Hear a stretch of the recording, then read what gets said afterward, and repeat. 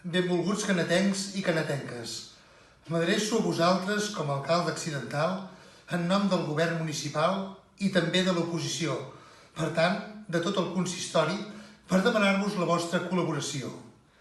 Davant dels rebrots puntuals de coronavirus en diferents llocs de Catalunya i davant del risc real d'un nou confinament general, el govern de la Generalitat va decretar ahir l'ús obligatori de la mascareta.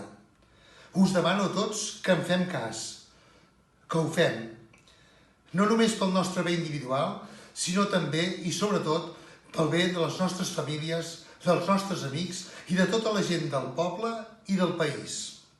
Posem-nos la mascareta i posem-nos-la bé, cobrint nas i boca, i així evitarem el retret d'altres per no fer-ho i el fet que la policia ens pugui multar.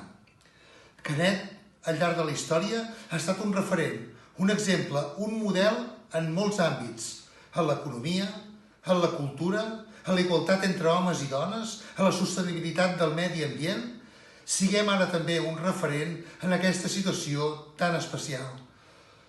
Potser serà un estiu incòmode, però hem de fer que sigui un estiu tranquil i amb salut. Moltes gràcies a tots i a totes per la vostra col·laboració.